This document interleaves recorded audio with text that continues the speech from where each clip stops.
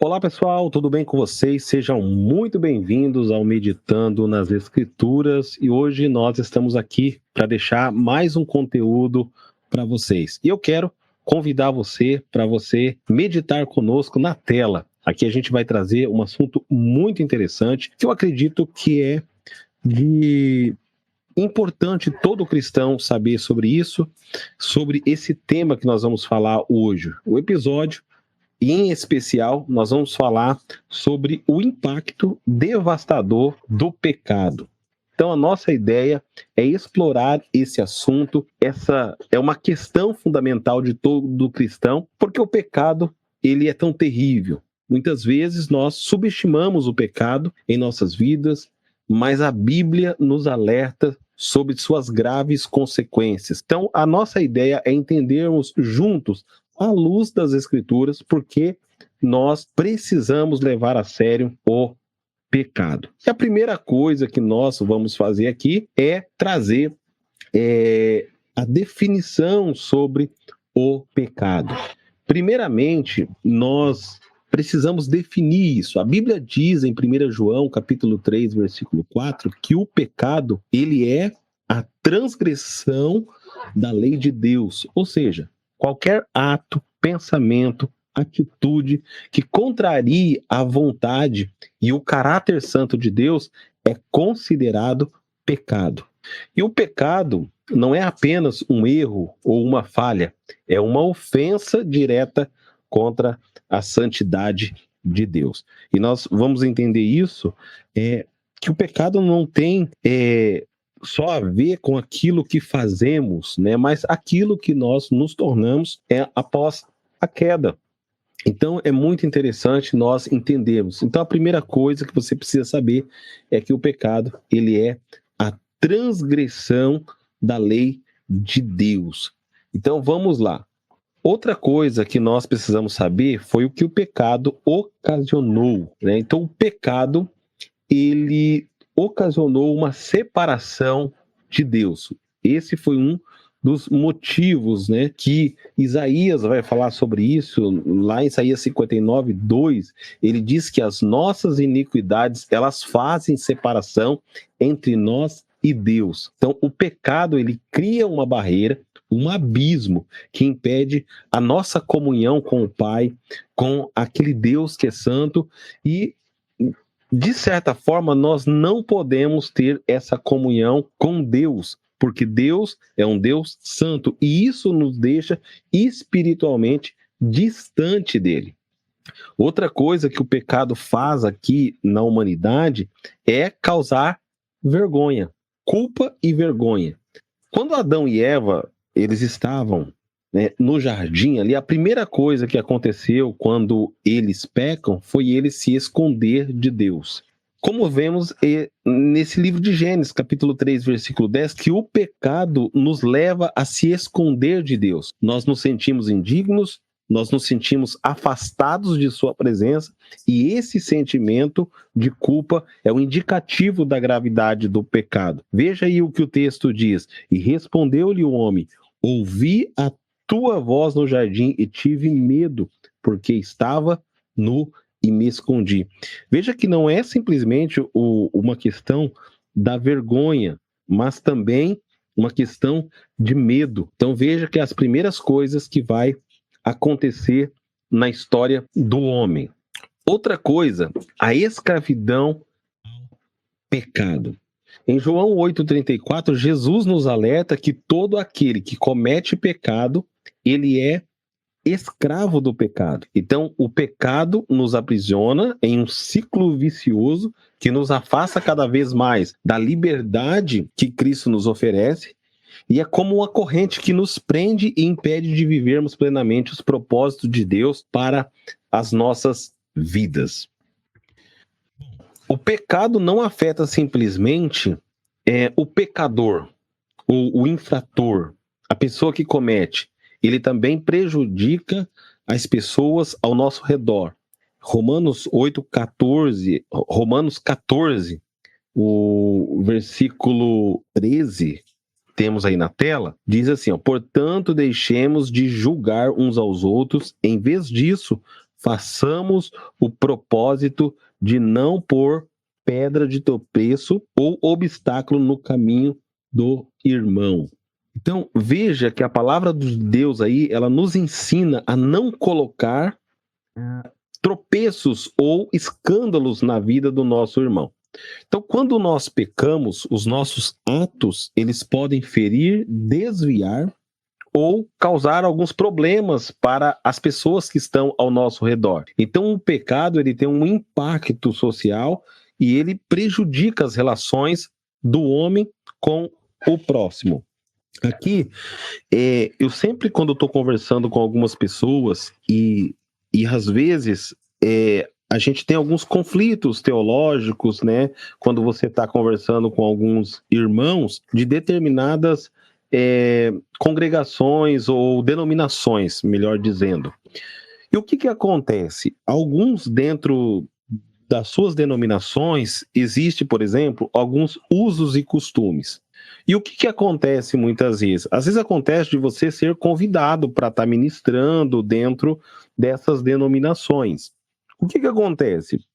E às vezes você, por ser de outra denominação, você tem uma outra forma de se portar, uma outra forma de se vestir.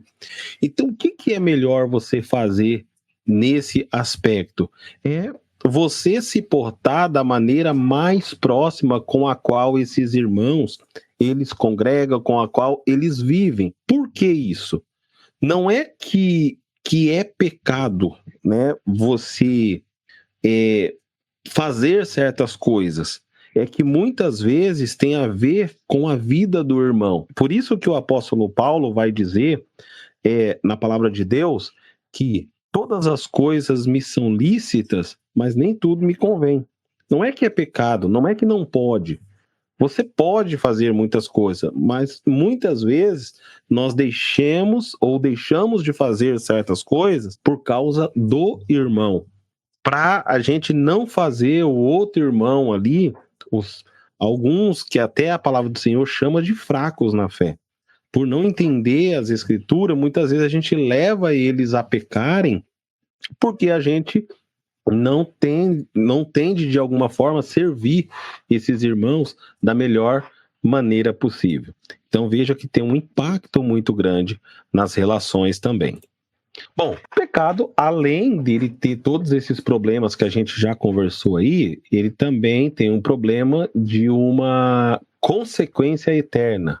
Então, uma das consequências mais graves do pecado é a morte eterna. Romanos 6:23 afirma que o salário do pecado é a morte, ou seja, o pecado leva à separação eterna de Deus, que é a pior consequência possível, que é uma vida eterna longe de Deus. Então, no entanto, o mesmo versículo nos traz a esperança ao dizer que é um dom gratuito de Deus, que o dom gratuito de Deus é a vida eterna em Cristo Jesus. Então, o pecado nos conduz à morte, mas Deus nos oferece a vida por meio de Jesus Cristo.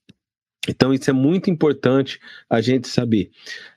Mesmo nós sendo aqueles que feriram a santidade de Deus, Deus também é aquele que nos dá a oportunidade de nos reconciliarmos com Ele.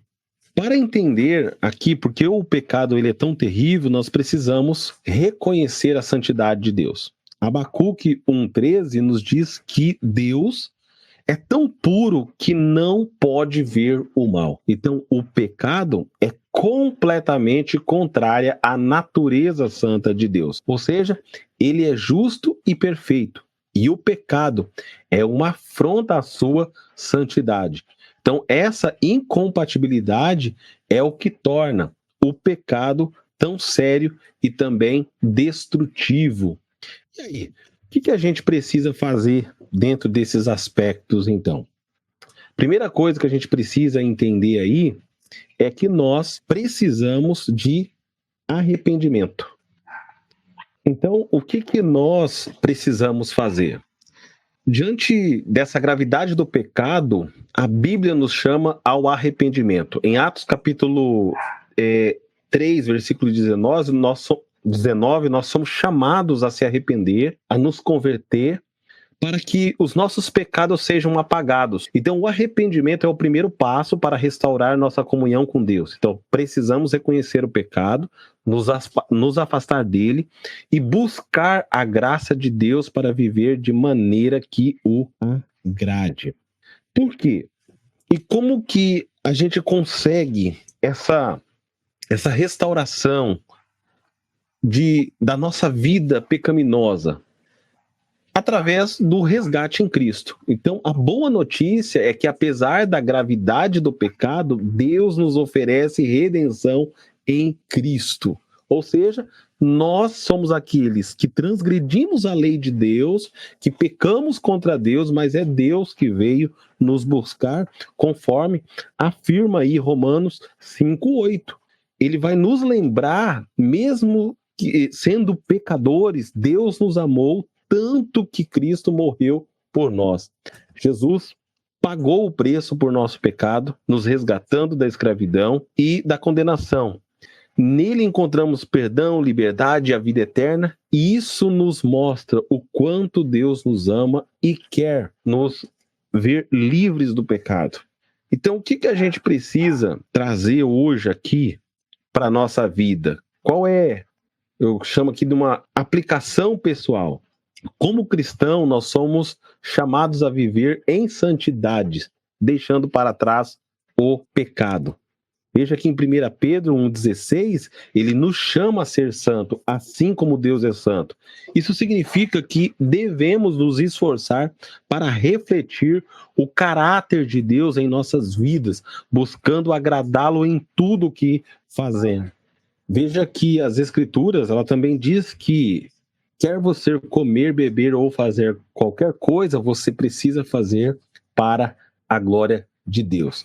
Então, vivemos em um mundo cheio de tentações, mas Deus nos dá o poder, através do Espírito, para resistir o poder do pecado, a influência do pecado, e a viver de maneira que possamos honrá-lo.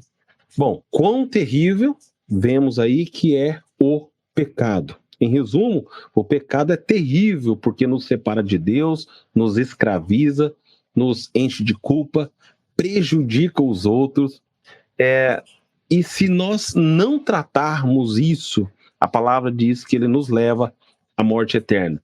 Mas graças a Deus, através de Jesus Cristo, nós podemos ser perdoados, libertos do poder do pecado. E possamos levar o pecado a sério e a buscar a viver uma vida que possa glorificar a Deus. E para encerrar, eu quero deixar aqui algumas reflexões para a gente, que é em forma de pergunta, para você pensar aí.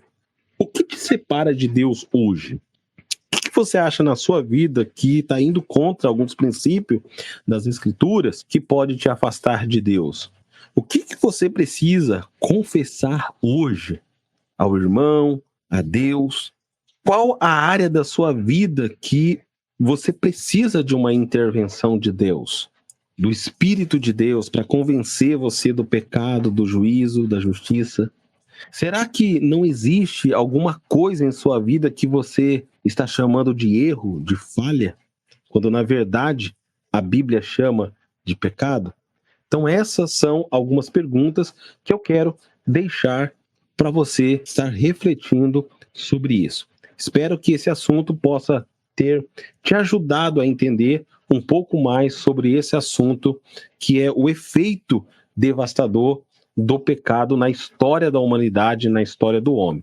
E até o nosso próximo encontro. Espero que essa palavra possa surtir efeito aí na sua mente e você possa viver uma vida que glorifique a Deus.